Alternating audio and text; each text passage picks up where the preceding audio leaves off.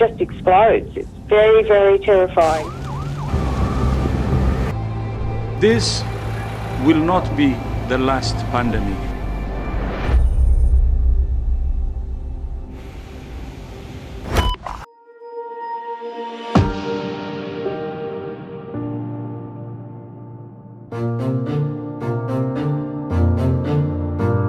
We should stress that stronger multilateralism and global cooperation can constitute a very solid foundation that will enable the international community to tackle current and future problems, no matter what they are.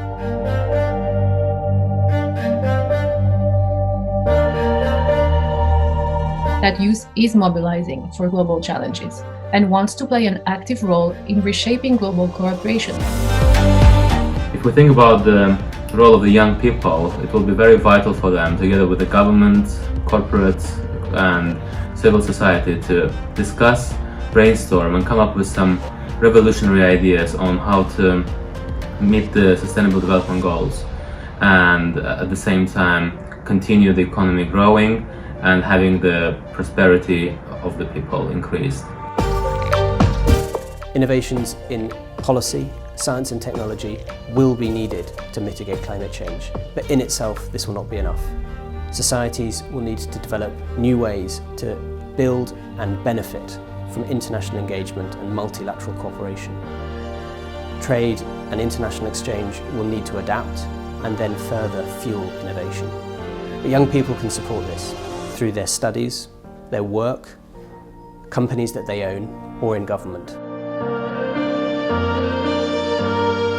I'm confident that young leaders today are already making a difference, but of course there's potential for much more. They can help raise the awareness about the need for us to have the solid foundation provided by multilateralism and collaboration.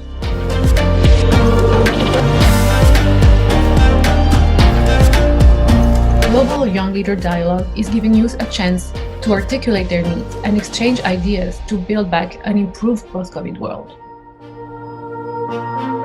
Global Young Leader Dialogue is a unique opportunity for people from different backgrounds and different countries to come together and discuss those topics and come to some reasonable and meaningful solutions. We believe the Global Young Leader Dialogue program is a very positive thing because it can help facilitate a mutual understanding between young leaders from different backgrounds.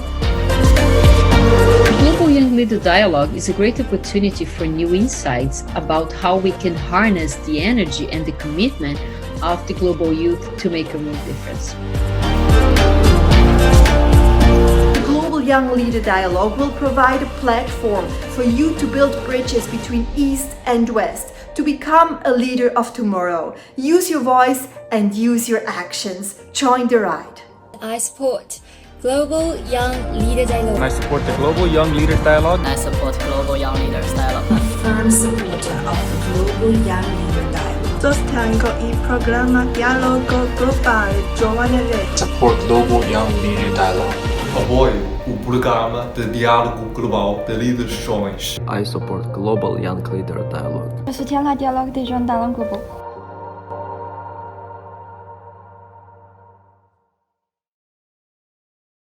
Good morning and good evening, ladies and gentlemen, especially our global young leaders. It's my great honor to be the host of today. I'm Mabel Miao Lu, co-founder and Secretary General of Center for China and Globalization. It is with my great honor to be the moderator of today's webinar.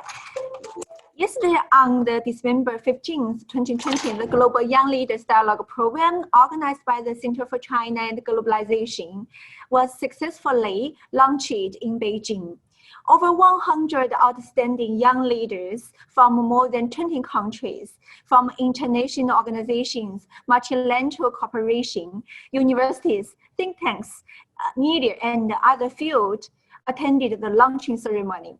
We have also had a lot of very senior people participated and sent the greetings to the congratulatory letter to our event, including the UN China representative, including Pascal Lamy, the former Director General of WTO and the chair of Paris Peace Forum, including the president of Duke University, chairman of Asian Society Hong Kong Center, Running Chen, and director and representative of UNICEF Beijing, and also including the ambassadors from European Union, Canada, Egypt, Colombia, and other few countries. I would like to introduce more Global Young Leader Dialogue Program. Inspired by successful global youth leadership programs, the Global Young Leaders Dialogue, GYLD, is designed to nurture the developments of opinion leaders from diverse regions, sectors, disciplines, culture, and different background. GYLD aims to develop a dynamic community network with a vision and influence to drive positive cross-cultural dialogue and communication. By open and extensive exchanges, we seek to bring together enterprising, globally minded men and women under the age of 45 years old. It means all leaders, young leaders are at the age of under 45 years old, to debate and to formulate action plans, proposals, and innovative solutions to the world's most complex challenges. The GYLD embraces values such as internationalness, creativity, diversity, and inclusiveness in global affairs. Firstly, please allow me to introduce today our current panel guests. Our guest speakers today are influential members of policy advisories, diplomacy, academic, and business communities from China and the globe. Like the founder and executive director, Center for East African Studies, Homan Osman Abedi, and senior advisor of Usher Strategy, Ms. Martina Fuchs, Director of Corporate Affairs of Asia House, Charlie Humphreys, Human Resources Director of DXC Technology, Kosha Prakosh, former Senior Advisor to the WTO Director General and former Foreign Trade Secretary of Brazil, Ms. Titana Lacerda Prazaras, and the founder and CEO of Zhejiang Honghui Asset Management Corporation, Mr. Shi Yang. I'm sorry to the pronunciation of your names. You can correct me later. Welcome all of you to join us. And today our topic is the global youth and SDGs, youth and sustainable developments, visions, actions, and innovation. So focuses on the 17 Sustainable Development Goals proposed by the United Nations. We will discuss from 3 perspectives: society, economy, and the environment. All of you come from diverse regions, sectors, disciplines with different cultural and professional backgrounds, and are outstanding young leaders in your representative fields. We are curious about what young leaders' vision for those goals are. What can young leaders do to achieve those goals? What innovations can young people make in helping to achieve these goals? Taking your insights into your expertise, how could global young leaders cooperation affect achieving SDGs? I hope that all of you guys can put forward creative advances and new opinions, offering from international, young and diversified innovative thinking. Before starting your discussion, I would like to inform that each speaker will have about 5 minutes to deliver your speeches, and you will find a round discussion about 25 minutes. This is the second part. In this sector, each one may have 5 minutes time too. You will also have 10 minutes for the Q&A. We will take the questions from the public audience, from the medias, and during your speech, the question will give me. Anyone who wants to answer any question, raise your hand, please. So let's start now. I think our first speaker should be Ms. Hendana Osam Obidi, and this floor is yours. Very welcome. Hi. Yes. Thank you very much. Hi. Hello. Hi. It's very nice to see you again. It's been a while. I'm very honored and pleased to be amongst everybody here today, and thank you very much for giving me the first remarks to open this very important conference. I believe this topic itself is extremely very timely, especially when we consider the situation that the world youth is at today when it comes to COVID-19. We all know that the majority of job displacements COVID-19 has affected our youth, because most of our youth have been working in either informal jobs or have been working in the hospitality sectors, in restaurants as waiters or in coffee shops, or even in startup and small businesses. Those young entrepreneurs and those young workers have been extremely affected by the onset of coronavirus, and they are the people who are in most need of urgent action by both our governments and our societies to fuel their innovation and get them to come out of the situation that they're in today. The SDGs demands are extremely very simple. The SDGs are the basic infrastructure that would allow our youth to be the innovating force, and the innovating force that will allow our societies to continue to grow and develop. If we do not invest in our youth, in their education, in their health, if we do not provide them with the simple issues of clean water and sufficient affordable clean energy to fuel their education and innovation and workforce, it would be very difficult for us, to imagine where the world would be in 20 years, in 30 years. Because it is because of that workforce, it is because of that energy that the youth bring to our societies that our societies can continue to grow, develop, and prosper. We depend on the youth, and it's about time that we realize how much our futures actually depend on the youth. And for us to just keep telling them things, empty promises that, you will get the platform to innovate, you will have whatever it takes to, become a successful entrepreneur, without us providing them with the basic infrastructure needed to fuel this growth within them, is about time that we change that. If I'm to speak about the continent where I'm in right now in Africa, or where I'm speaking to you from in Somalia, 75% of Somalia's population is under the age of 35. However, what percentage of that youth actually goes to school? There are no official estimates, but the numbers that we're getting is that at least only 20% of this youth have the opportunity to get basic education. Now, this is the most basic parameter. If these youth do not have the tools and skills for them to develop themselves and be a contributing member of the society, what are the choices in front of them? The choices are either to migrate and die at sea, or through the terrible journeys that we see in the news every day, or for them to join terrorist organizations. And that destabilizes the country's economy, the country's security.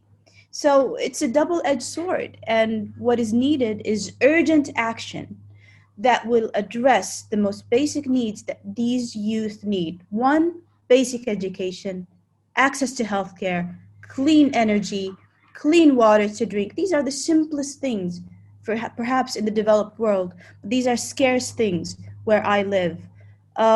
You can imagine that Somalia is actually one of the most expensive countries when it comes to energy prices.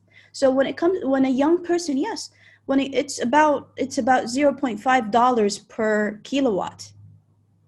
That's 0.5 US dollars. I mean, compare that to the rate that we have in China, which is cents in RMB, right? When you think of these kind of exorbitant prices, how do you expect the youth to be innovative and able to start businesses and become entrepreneurs when they simply cannot afford to pay the electricity bills of a small office that they just use a computer with. So these things are things that need global collective action, because the situation that Somali youth live in ultimately affect the situation of youth worldwide and the global world population. Insecurity in Somalia means insecurity in the entire Horn of Africa region, means insecurity for the globe, right? 80%, 75% of the world maritime trade goes through Somali waters. If you don't invest in the youth that live in Somalia, then you will have issues such as the piracy that existed about 10 years ago, which is also another force of the environment and the situation that these youth live in. I don't want to take too much of everybody's time, but what we need is we don't need empty promises anymore. We need solid collective action to address the real issues that people here on the continent are suffering from. Thank you. Thank you, Dr. Hoda Osman. From your introduction, we know that right now you are in Somalian and sing the greeting from Somalian, but you also introduced about the situation of the youth in the African in Somalia. Yeah, this is the first time for me to hear about that such expensive energy price in your country. Yeah, that is a barrier for the young people to innovate and to do something. This is a very terrible situation for the youth in that place. I think we should work together. You need the whole world to work together, do something for the youth. Okay, next we would like to invite Ms. Martina Fuchs. It's your floor. Thank you so much, Mabel, and thank you to the CCG, and thank you to the support of the Schwarzman Scholars and United Nations in China for making this event and program possible. I'm very honored and pleased to be part of the Global Young Leaders Dialogue.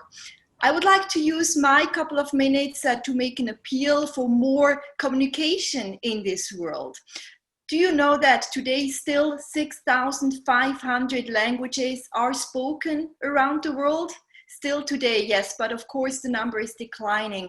I only speak 9 of them, but I would like to encourage all the young people taking part today to still learn languages. Of course, Chinese is the most spoken language in the world today. Number 2 is English, then Hindi, Spanish, Arabic, Malay, Russian, Bengali, Portuguese, French.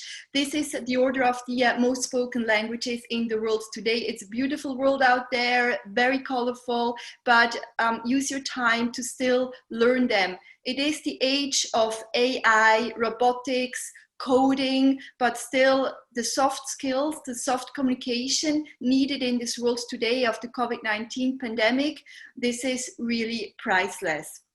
The pandemic has, of course, triggered, apart from a widening wealth gap and economic crisis and recessions and personal health issues and dramas, also a gap in cross-cultural dialogue and communication and cultural understanding. And I fear that this is going to get worse over the next 1 or 2 years. There is a decoupling happening. We have seen a lot of incidents of xenophobia, of racism, verbal and physical attacks against Chinese, against Asians in general. And I do hope that this is going to decrease, that we will see less cases going forward. Also, hopefully, with the new US administration, that there is going to be less trade war issues, more communication, again, that all parties can sit down on a table, and that there will be more understanding, not just US-China trade war, technology war related, but also on the communication side. I think there is a huge opportunity that we have right now to really use digital media, social media, not just for business and marketing purposes and self-promotion, but actually for the good, that social and digital media can connect us around the world, that we go beyond the influencer marketing strategies and just making money, but that we actually use all of these very creative forces for the good. I would say that all the young people listening to this webinar now, don't look at the analytics, at the statistics, at the numbers, at the views, at the clicks, but really become a KOL, a thought leader, an influencer that has a message as well, that wants to make an impact, create real change on the ground in your communities. It doesn't have to be global all the time. You can just look next door. Who needs help? What can you do in order to have a purpose in your life? So this is why I think the Global Young Leaders Dialogue that is just launched now this week is going to be a new network, a new platform for you all to really use your networking capabilities and opportunities to connect, to reach out to people, and together create the change that is needed in this world. Thank you, Martina. Yes, very important. Communication and dialogue itself is very, very crucial for the people united, especially for young people work together, get together, and understand each other more. So that's why GYLD would like to make this kind of platform and let the young people voices and ideas, minds, let the voices of tomorrow be heard, be understood. So thank you very much, and like you pledge and announce that we should get together, use those different digital or social media tools to make each other understand it more. Thank you very much. Next, we would like to invite Mr. Charlie Humphreys. Yes, it's your floor, Charlie. Thank you. Yeah. Thank you. Where are you? You are from, right now, where are you? I'm in London, where Asia House is. I'm working from home like most people in London. Yeah. And yes, I wanted to talk about the situation that we're in following the outbreak of the pandemic. And obviously here in Europe, especially, we're still very much living under the restrictions trying to contain the spread. But there is some good news. The WTO did predict a 13% drop in global trade for 2020. The good news is that looks like we will see nearer a 9% drop in global trade, with a 7% reduction from the predicted for 2021. But those, whilst that's better than the initial projections, those numbers are very concerning, and clearly, as we've heard from other speakers, the impact, especially on the younger generation, is stark. Those in less stable economic situations is clearly very stark. And we see that in every country, in every region, and across the globe, wherever the spread of sort of economic prosperity lies. So we are seeing huge challenges. And I think, coming from a think tank, I can see that there is huge opportunities for think tanks and other organizations, similar organizations, to play a vital role in connecting people. So if think tanks do two things very well, they do many things, but there's two things that they do very well. One is to generate new knowledge. I've always said that, what we do, and organizations like CCG and other think tanks and international bodies, is something that is sort of completely invaluable to society, which is to generate new knowledge. People come together and new ideas are formed, and it's sort of innovation at the highest level. And that's not to say that trade and investment in science and technology and other areas isn't important, but to come up with new knowledge is critical, especially at a time of crisis. And this is a fantastic opportunity, obviously, for the younger generation to get engaged, as we've heard a lot, I think, over the last the set of discussions as part of the Global Young Leaders Dialogue, sharing voice, getting ideas together. But the other thing is building a network, and those networks are critical when they are cross-border, when they cut across. We're seeing a lot of geopolitical tensions in the world today. No doubt that's been exacerbated by the very difficult situation caused by the pandemic, and naturally during crisis, individuals, communities, and countries turn inward and look towards their own interests, and that's a very natural and normal thing. But there has to be a way to cut through some of the barriers, cultural and political barriers in the world, to form those shared ideas which will help get us through. One could say that this is a bit of an insight into how we might fare if we face a major climate crisis, which many are predicting. And so the critical element is to see how we can deal with some of the biggest challenges to mitigate climate change. I come from a background where we're focusing a lot on trade and investment, and we recognize that one thing that has to happen is trade has to become sustainable, energy production has to become sustainable, and these are challenges that we can only do as a global community if we operate together. Even if we had 90% of countries working together on this, it may not be good enough. We really have to have all of humanity behind it. So for young people and young leaders especially, I think there's a fantastic opportunity, but it's actually also imperative to society that there are mechanisms for those people to come together, share their ideas, find new ways, new innovations to develop new businesses, new policy from whatever background in government or in business that will have a global perspective rather than a narrow perspective. And that's the only way that we can look at these things. Like the pandemic, climate change is a truly global phenomena. It will require huge amounts of adaptation. But again, the good news is that we have time. We are seeing with COP26 this year that there is already consensus building. We had a great summit, virtual summit hosted by the UK, who's chairing COP26 next to the UK government. And there was a lot of commitments made by governments.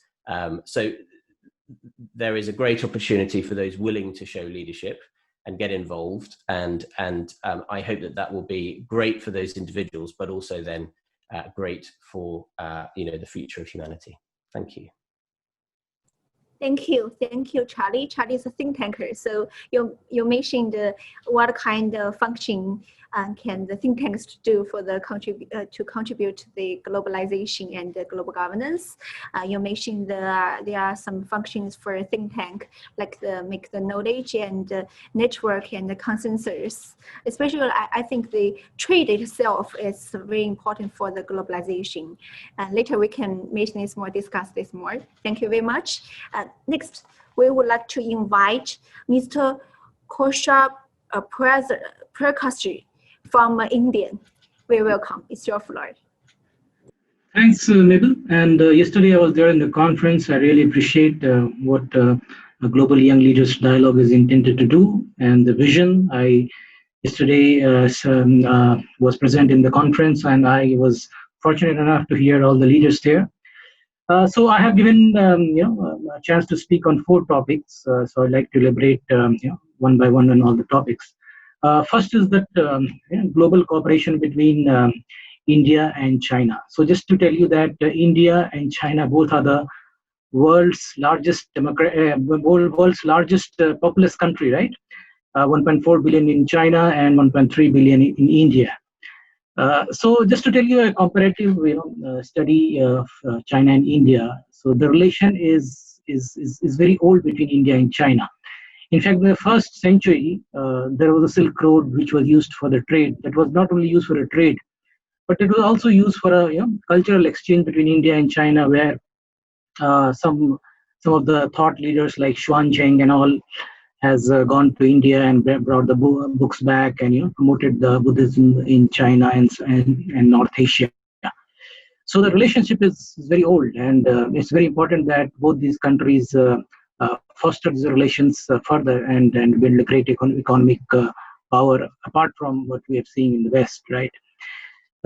So just to tell you a few statistics, China exports to India amounted to 65 billion, so 2.3% of overall Chinese exports this year, and which amounts to 12.6% of overall imports to India.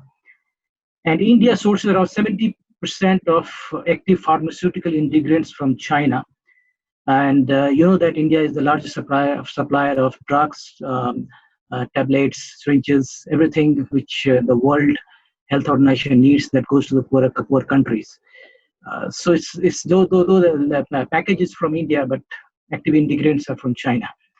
So there's a lot of synergy there. So similarly, India's auto part imports from China is 4.2 billions, right? But due to COVID, this year we have seen the reduction of 13.1%, and COVID has slowed down economies across the world, including India, and hopefully it will recover. But one thing that's not slowed down is the mobile business in India. So Xiaomi is still holds 75% of Indian mobile market.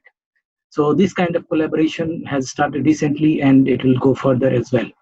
So I believe that this think tank, global leaders can promote dialogue between these two countries to enable what is best in China, that is manufacturing capability, and what is best in India, the designing and development capability, and so that getting China right and getting India right. One of the authors suggested that Indians, it's both. If both of them can collaborate, then there's a reduced risk of being unilaterally present. So that is what I would like to emphasize here. Yeah. So the next topic I will talk about the diversity inclusivity training. And the goal of this diversity inclusivity training should be to make a global citizen. So all of you must remember that when we came to China some 4 or 5 years back, I believe you all have had some China experience. We don't have any smartphone. We had some BlackBerry phone in 2012, if I remember. So we had no other option to translate, and so we used to learn the language. So this is the way to survive.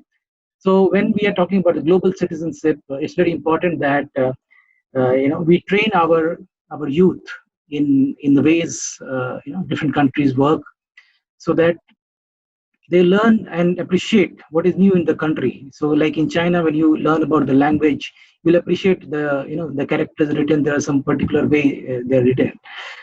So those things are very important. And also, I am basically HR from a company, so we used to have a lot of expats who comes to China to work, and they used to manage China-based employees. Obviously, the way of working of the managers who have always been working with US and European clients are different. They usually are more, like to debate, like to disagree, and high energy. So these cultures are not very much, used to be in China. So it's very, very important that all these expats who are coming here, they should be given a cross-cultural sensitivity training. So we have also designed a cross-cultural sensitivity training for all the expats, what is right, what is acceptable in China, and how you can mold yourself here. So we also used to send Chinese college graduates to India for a 3-month internship program to learn software and then come back here in China and absorbed by the company here. So for academic point of view, I just like to say that these all trainings can be made on Hofstede cultural dimensions. So when you talk about the cultural dimension, I just like to brief you about what are the cultural dimensions. This is applicable across the world, and it's a tested one. So this is the power distance.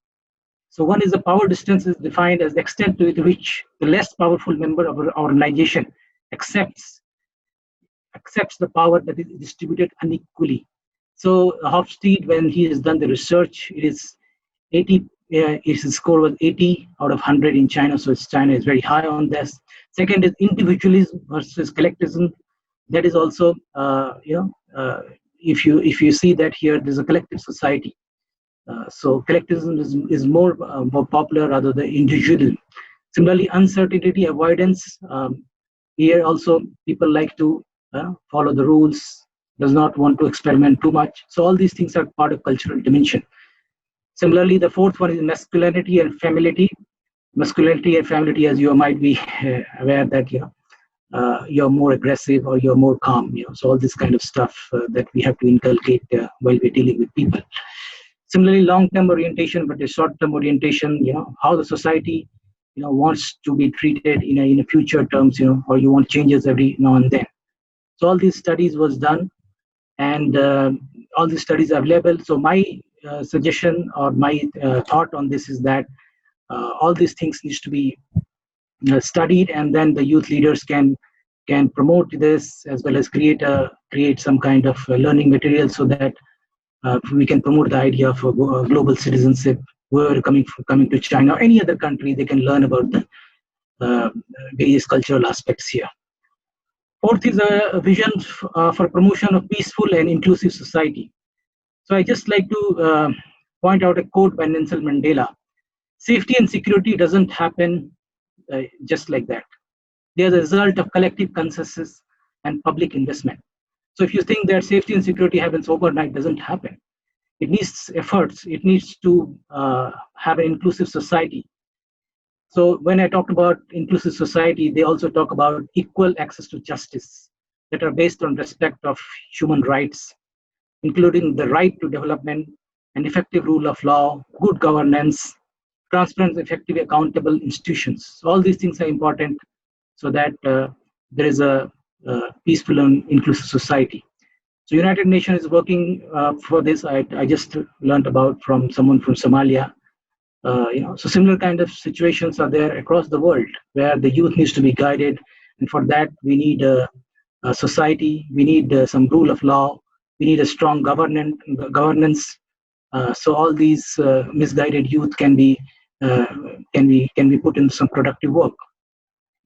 So 3 transformative strategies suggested by Pathfinder Institute. Just I'd like to reiterate here.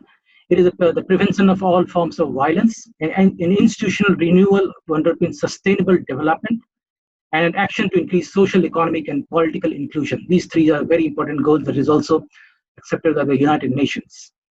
Last topic I would like to discuss about the accountable and inclusive institutions. Now, accountable institutions, we see that corporate governance and all that, they're very much there everywhere in the globe, all the companies to follow. But here we are talking about accountable public institutions as well. So in this, what in the modern world we are moving towards basically a revolution, where the role of IT is creating a transparency. Like in China, if you see that there is always, anywhere you go, you pay by your Chifubao or you pay by WeChat, right? So you know that there is an accountability where the money is going, where the money is coming from. So similar things, if the world moves towards that digital transaction, some things like bribery and all that may go down. So it's very important that as a youth, we should promote this digital transformation in every country so that there is more transparency. And the problem is the same in all of the other countries. It's just that some countries has more IT support and they're more transparent and others are not. And the world is moving towards a transparency. So my last point about this, that we should advise our government to champion transparency in all the dealings. We should also give law to citizens. We should make laws, so that citizens can ask any question. That is called the right to information. So in India, there is an act where you have to pay 1 yuan and you can send an email or you raise a ticket, and the government has to respond. Similar kind of transparency is needed. So with this, I would like to conclude this topic, and thank you. Thank you very much. You deliver a very comprehensive speech on the youth, global youth governance, and including finally you mentioned the accountable governance. That is very impressive as well. Next we would like to invite Ms. Tatina. Tatina is with a rich experience in the international trade, I know, and you also right now is a scholar on this field. I would like to hear and invite you to talk about just your own opinions on this topic. Thank you very much, Tina. Thank you so much. Good afternoon, everybody. It's a pleasure to join this webinar. Thanks to CCG for the invitation. Mabel Miao, thank you very much. I wanted to focus here on Brazil and China and on the young generation of both countries. But the message actually applies to the global youth because it relates to knowledge, trust, and collaboration. Well, I'll get to that. Brazil and China have very strong economic ties. China is Brazil's top trading partner since 2009. And there's a lot of complementarity between the two economies. Chinese companies have been benefiting from investment opportunities in Brazil, and Brazil benefits from Chinese investments in areas such as energy distribution, oil and gas, manufacturing, and others.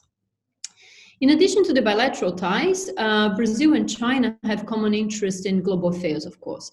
They are big developing countries, both are G20 members, both are BRICS members, and they're both very active in international organizations such as the World Trade Organization. Well, however, and that's a big however, the lack of mutual knowledge is very significant. As a Brazilian living in China for 2 years, I can attest to that. Well, the countries are very different, they're very distant from each other. And in Brazil, there are some old dated views about China, some misperception about China as well. In China, I think only some aspects of Brazil were known, such as soccer. But of course, that is only a tiny aspect of Brazil. So the issue is the lack of mutual knowledge prevents the two countries from fully benefiting from the potential of that relationship. And here's my message. I think the new generation has the ability to tap into the potential of this collaboration. The new generation brings curiosity, energy, hope. They can devote effort to learn the language, as Martina mentioned, to learn the culture, the history of both sides. I think the two sides can forge a shared vision about issues of common interest, and they can make a difference in global discussions. I'm speaking of issues such as climate change, international trade, technology, gender, the future of work. These issues touch the lives of young people, no matter where they are. I think Chinese and Brazilian youngsters, they have more interests in common than they can imagine. But there has to be a deliberate effort to better know each other and to work together. We need on both sides more people better equipped to build bridges between the two countries. And I'm confident that the more they learn about one another, the more they'll be surprised about how much they have in common. So I think this mutual knowledge is the basis for trust, and that is, of course, key to unlock opportunities. I think, thankfully, we've been seeing some new initiatives on both sides to promote mutual learning. They're very inspiring stories about people-to-people links, collaboration in academia, private sector. I think that common interests in technology, entrepreneurship, startups are bringing people together. But more can be done, of course, not only to deepen bilateral ties, but also for the two sides to work together on global fora. For example, the G20 has the Y20, right? So this a platform for youth engagement and collaboration. The BRICS have several initiatives related to the young generation. For example, the BRICS Young Scientists Forum was held this year. There was another initiative, for example, on energy, right? Fostering links between scientists, entrepreneurs, etc. Before we forget, this all relates to SDG 17, partnerships for the goals. SDG 17 is about revitalizing global partnership for sustainable development. This is a cross-cutting objective. With no collaboration, it is very difficult to achieve any other SDG. So I'm speaking of Brazil and China, but actually that applies across the board. Knowledge, trust, empathy, and a shared understanding that collaboration is not something just nice to have. It is something necessary to tackle global issues. Well, just to conclude, young people can today drive the change that they want to see in the world. They should not be mere bystanders, because obviously their future is impacted by today's decisions. The young generation across the globe need to work together to help shape the agenda of the present and of the future. So thank you. Thank you, Tatiana. Yeah, very important. Actually, physically, Brazil and China, there's a long distance, but our hearts between the youth from two countries, we can work together and know each other more. Via the platform like the GYLD. In the future, like you mentioned, the SDG 17, we also would like to make more young people work together to know each other more and dialogue more, communicate more, and understand each other. The people-to-people link is quite important, especially the post-pandemic. The pandemic makes the world not like the normal. It will be a new normal. And the new normal means the young people can work together to make our hearts closer and the ties closer, right? Thank you very much. Next Last but not least, Mr. Shi Yang. Shi Yang is from China, and he is also a successful entrepreneur in China. Yeah, it's your turn. Okay. Right. Thank you, Mabel. Thank you, CCG, for invitation. And my topic is about new vulnerable groups. And as we know, the outbreak of COVID-19 this year has a great impact on our society, and we believe that new vulnerable groups, they have suffering more physically and psychologically from their life, from their homes, works, and businesses. We need to pay more attention on them. Now, from my understanding, the new vulnerable groups, they have 4 type of groups: COVID-19 patients, people who live in affected area, and unemployed people because of COVID-19, and business owners who are facing failure because of pandemic. So my point is, if we don't taking seriously about their difficulties, the problem is they will bring us a lot of social problem, like misunderstanding from each other, suspicions, or even hostility. So I think this is very important, because we cannot let them rely on themselves, and we cannot expect them to do without any support from society. So at least we can do something to help them to go back to work, go back to parties, and have fun like normal days. So I think this topic will be very urgent topic of 2021 for the government, the new vulnerable groups. From my understanding, I'm sure that's not what we want. So my suggestion to CCG and to everyone and to government is, let's talk, let's learn from each other, let's work together. You know, everyone knows China has done a pretty good job this year, but I think every country has their own effective solutions and good examples that we can learn. So especially, I know every country is getting better. They're constantly improving their social service, medical service. So that's the point, that we can work together, we can learn from each other, specific on some certain subjects like medical service, medical research, and free vaccine program. And second is, my suggestion is about the local government to take more political steps on new policies to curb financial impact from society and social and finance. So that's the point. And I know this will be the very important constant program. I know a lot of countries now is having new policies to help small and medium business, like Japan. They have paid 80% of salaries of employees for small and medium businesses. And as far as I know, Russia, they have spent at least $10 billion in assistance to unemployed people and self-employed households. I think they are all very good examples for us.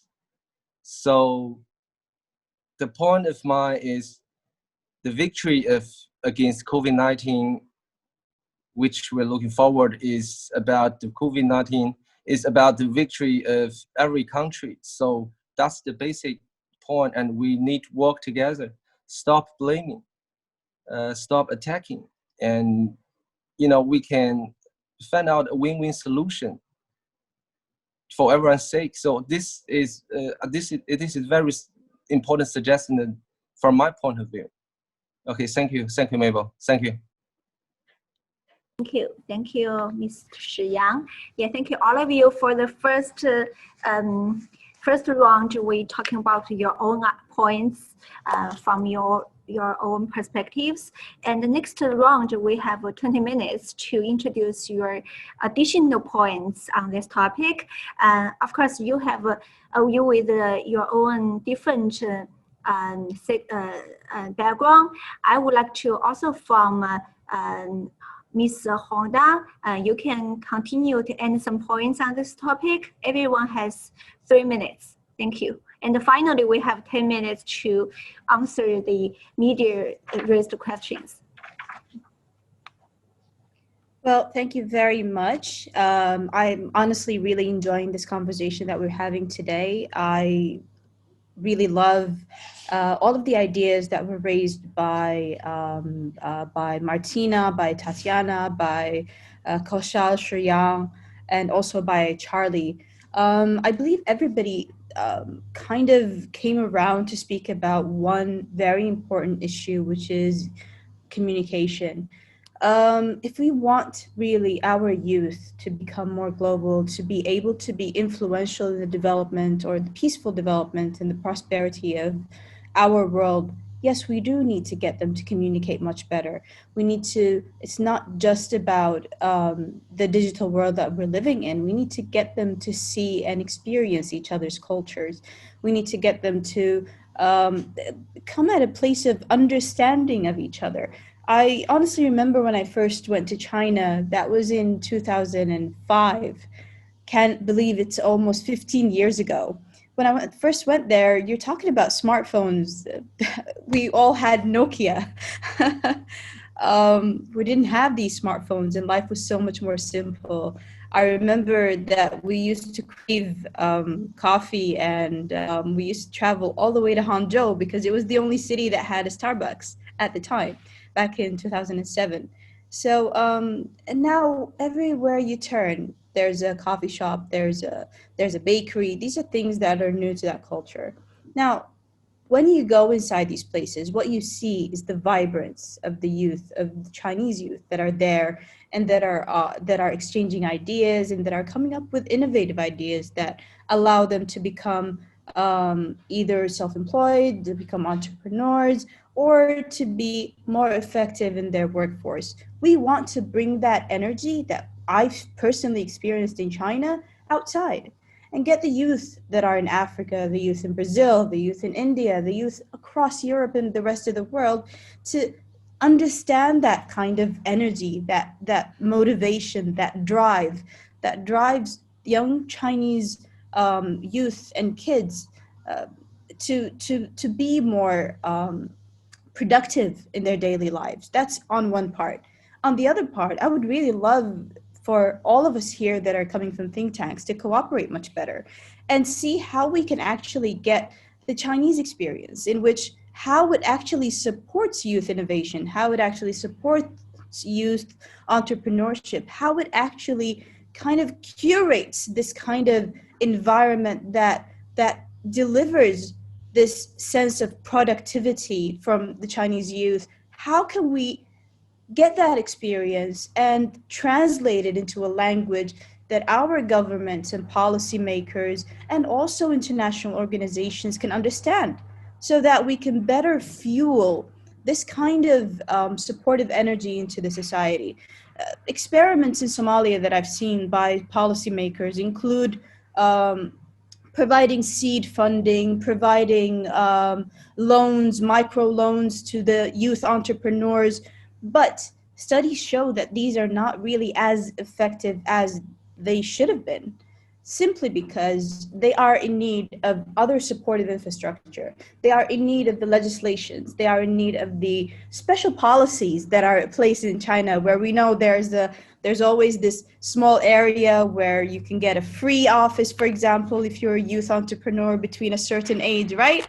So these kind of policies that are just directly directed at fueling innovation and entrepreneurship within the youth population, we need to get those ideas out of China, get the rest of the world or the places where we live in, get the policymakers and get international organizations and our governments to understand what kind of experiences actually work. How can we better adapt them to suit our own societies, to fuel similar growth and similar prosperity. And I believe this also, in part of that, is getting the youth to speak to each other, to understand each other. There is a language barrier, there is a knowledge barrier. We need to be the people who bridge that gap however we can. Thank you. Yes, thank you. Thank you for your great work. Bridging two sides and different parties together to make each other share our experience, good experience with the different countries among different parts of the world. That's quite impressive. Next, we also would like to invite Martina. Hello, Martina. Oh, Martina is not here. Can you hear us? Okay, we will wait for her later. And next, we would like to invite Charlie. Charlie, yeah. Yes, hi. Well, look, it's been a fantastic discussion, and it's really interesting to hear the different views. I think one of the things that struck me, especially from what Hodan was just saying, and also Shi Yang, you know, we're entering an era where we really need to sort of accelerate how we build that cooperation, and huge numbers of people have been affected by the pandemic. As I said before, you know, this is in a way a glimpse of the risk that we face from the challenge of climate change, which would have, you know, potentially far wider impact on jobs and livelihoods.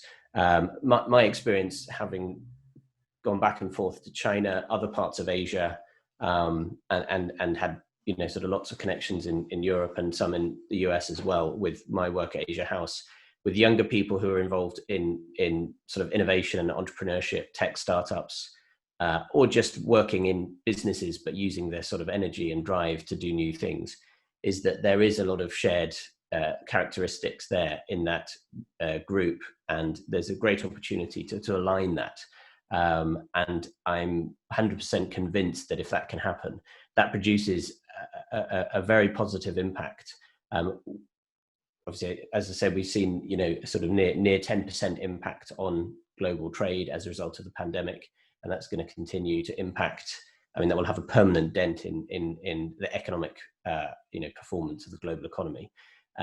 We have to trade out of that. We have to keep those commercial engagements going. It has to be. We have to adapt, as everyone has adapted, and businesses have adapted during the pandemic. We'll be adapting to make sure that, you know, we have sustainable trade and sustainable business. But trade and international engagement in itself provide a great vehicle for the exchange of those ideas. And I'm always inspired when I meet you know, younger entrepreneurs in China, as I said, other parts of Asia or other parts of the world, where you can see that the drive to connect and meet people and share ideas whilst developing that business and developing something that has a social and an economic benefit and is profitable for the individual. Clearly, there's a lot of opportunity to sort of build on that and use that motivation and that energy and drive. So yeah, I go back to again saying that, you know, I think it is organizations like CCG and other think tanks, including the one where I work, that can help foster some of that engagement, and I think that's absolutely critical.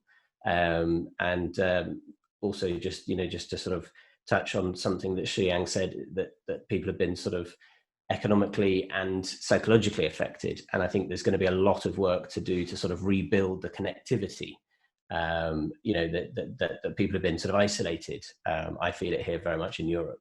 Been isolated for a long time, and we want to sort of help rebuild that, and we need to find new ways to do that potentially, which are sort of safe and sustainable. So thank you. Thank you. Especially after, maybe in the future, after the pandemic, post-pandemic times, how to rebuild the world united, how to resume the economy globally. That is a key point for the young people, for our new generation. I think free trade itself is very important and crucial for the global governance. I also would like to invite Tatiana is good at this. You know, later you can mention this. Next, we would like to invite Kosha. to talk about more. Just now you mentioned about the cross-cultural training. That is quite impressive as well. Yes, you are with a rich experience on this field. You can introduce more, and you mentioned the global citizen. That is our value of the GYLD. And yeah, it's your floor. Thank you. Great. So those who lived in China, they will all have this kind of experience, right? When you come here, it's not the same everywhere, right? You come from different background, different culture. You meet people who have been in a different kind of culture forever. You know, the person who goes to school, the person, the way they have been, studying and all that have a large impact on how they behave later on when they become a young person and working in the company. So if a manager comes from some overseas country and they immediately wants that the people start behaving their way, that is not going to happen, right? So that is where all these social inclusivity training, cross-cultural training, these all becomes very important. Understand, respect what is acceptable in the society here, how things work here, how people behave to a particular circumstances, and what is the expectation from others. Just to give you an example, just a light moment, like our company was not paying money to the managers to take employees out for a dinner. So the employee used to complain that this manager is not good. So we asked why. Because they does not take us out for a dinner. So in China, every employee feels that they should be, manager will take them out for a dinner, get together and all those things, right? They don't know that whether the company is giving money or not. So those kind of, cultural understanding is very important. So it's very important that we train our people who coming from different cultures, different countries, to the way of working here and adjust ourselves rather than they adjust to ourselves. That's what I'll say. Thank you. Thank you. Before Tatiana deliver your speech, I would like to inform all our speakers that there are more than 500,000 audience online to watch this panel. So it's very popular panel, and our distinguished panelists are very popular around the world right now. Our young leaders' voices be heard right now. So yeah, next we would like to invite Tatiana. Yeah, it's your turn. What a big responsibility. Let me say that I think this conversation is fascinating. I wanted to build on something that Xi Yang mentioned, and which I believe is very important, addressing the issue of vulnerable people who've been directly affected by the COVID-19 crisis. And I wanted to mention something that I think we haven't mentioned enough here, which is the issue of women. So the COVID-19 crisis could set women back half a decade. So progress has already been slow at the global level, and COVID-19 will set us back. So I saw a McKinsey report of early October pointing that maybe around 2 million women are considering leaving the workforce. So if these women feel forced to leave the workplace, we will end up with far fewer women in leadership and far few women on track to be future leaders. I think this is something very important, and it should be an eye-opener for everyone who thinks about youth and their role in the future. This survey shows that 1 in 3 mothers are considering leaving the workforce or downshifting their careers because of COVID-19. So companies are at risk of losing women in leadership, and young women are at risk of losing opportunities. So I just wanted to use my 3 minutes to raise the issue of women in the context of COVID-19 and raise awareness about that. Yes, the gender issue is also one of the 17 SDGs. Yeah, that's very important. Today our panel is half-half, and the gender is balanced. So yeah, next maybe we would like to invite Martina. Yes, it's your turn. Yeah. Yes, I'm back. Sorry about the Wi-Fi connection. I just got kicked out. We're entering another lockdown here in London, and I think this is impacting the internet connection here. You are very important. The gender balance is very important. Thank you so much. We need to make sure we are present and can contribute, isn't it, Mabel? Thank you so much. Just before the break, I was talking about the SDG number 4, which is education. It says, ensure inclusive and equitable quality education and promote lifelong learning opportunities for all. Before COVID-19, we were already lagging behind meeting the SDGs by 2030, and the progress towards fair, equitable, and inclusive quality education was already too slow. Right now, at this point in time, over 200 million children will be out of school by 2030. That's in 10 years' time. And the implications from COVID-19, of course, will be huge. The children's school completion rate is very low. It's just in low-income countries, 79%. In the richest 20% of households can finish school, but only 34% in the poorest 20% of households. And then, of course, the school closures have really impacted children and their families as well. And remote learning that here in the West, in Europe, we can enjoy pretty much everywhere, is really a big issue. It has impacted some 500 million children and students in poorer countries. 500 million, that's 500 million. That's a huge number of the global population.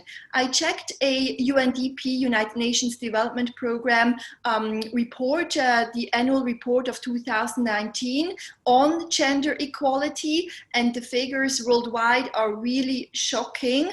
It says that 1 in 5 women, girls, will be married while they are still children, 1 in 5. Worldwide, 1 in 4 girls aged between 15 and 19 are in neither education, nor employment, nor training. And also girls are more vulnerable to disease, for example, HIV/AIDS, which is another pandemic, not just COVID-19, right? 3 out of 4 new HIV infections are to girls. So this is really horrible to still witness and see these numbers and personal stories happening in the world today. Also, 4 out of 10 girls think that beating the wife is justified. All of this is showing that we do have a lot of work to do. It all starts with education, not just children, but also adults. We always have to learn, continue learning. And this is also the goal of this Global Young Leaders Dialogue. Always look for opportunities to seek knowledge, seek wisdom, talk to each other, don't have any stereotypes, don't have any prejudice. We can always learn, but it starts with education. Thank you. So next, last but not least, this round is Mr. Shi Yang. It's your turn. Okay, right.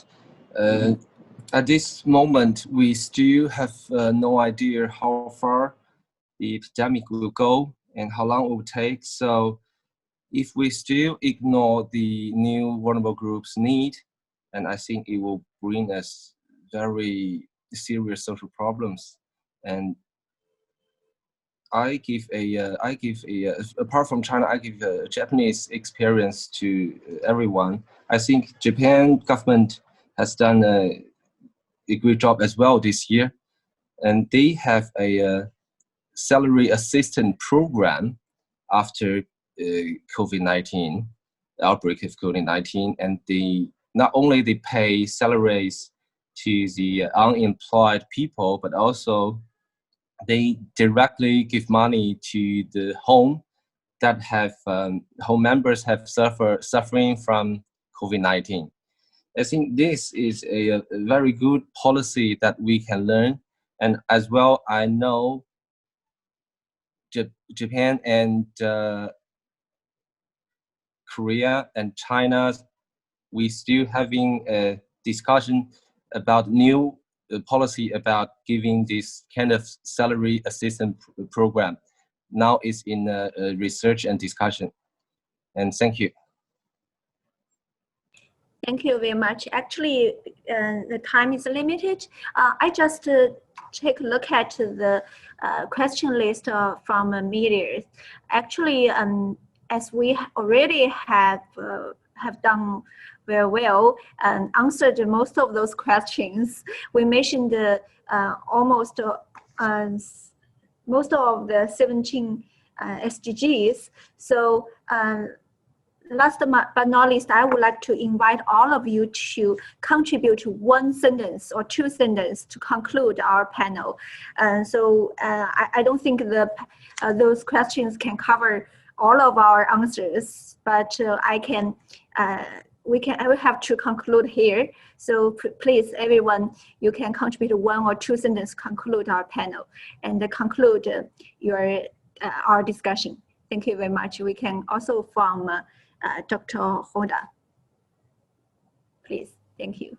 Thank you very much for this opportunity. I think to summarize everything we've said, or everything I've contributed in one sentence, the youth are simply our future, and it is in our best interest to invest in them as much as we can. Thank you. Awesome, thank you. Thank you. Next, please. Yeah.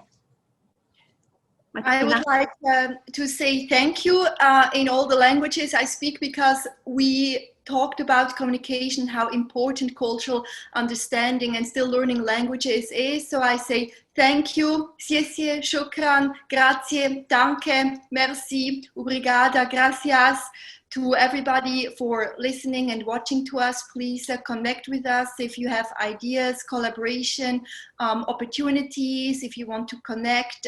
It's all a global village. Global citizen was mentioned, and I think this is exactly the identity and the attitude that we should have. Always stay positive. Positivity is going to be really important. Let's hope that 2021 is going to be a better year for everybody, and stay healthy and stay safe and make an impact in this world. Thank you, Martina. Yeah, thank you. Okay, please, next. I think it's me next. Ali. Yeah, I just wanted to say it's been a great conversation. Thank you to everyone, and thank you to CCG.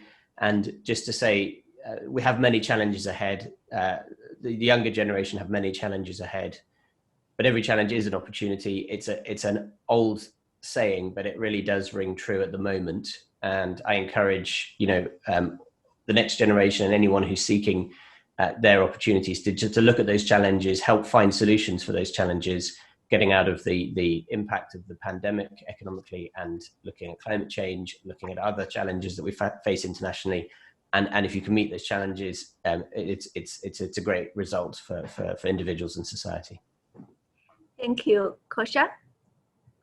Yeah, so one sentence from me would be, we should promote peaceful and inclusive society. Also, we should promote social justice, so that all the youths who are living in cities or who are living in villages, they have equal access to development and education, as well as right to prosper. That's from my side. Thank you. Okay, thank you. Next, Tatina. Yeah, well, thank you. My message is cooperation is not optional. I think the younger generation across the globe should start working together early on to help tackle global issues. Without that, there's no hope. Thank you. Shiyang? Yes, my sentence would be, we're looking forward in 2021 for the new policies and solid actions from every country and every government. Thanks. Okay, thank you all of you. We know the COVID-19 has dragged us into a fractured world, but the youth the young people working together right now. On our panel, we'll find people from 6 countries and from different sectors, different disciplines, and different cultural background. But we have the one mission is that make the young voice be heard, make the voices of tomorrow be heard, and we would like to make the world better and to achieve the SDGs under United Nations. Thank you all of you to participate in our today's great event. And this is the first event under the GYLD. We also welcome all the global young leaders to play more active role in our GYLD program. Look forward to see you guys next time. Thank you very much for your participating. Thank you. So this concludes our event here. Thank you. Thank you very much.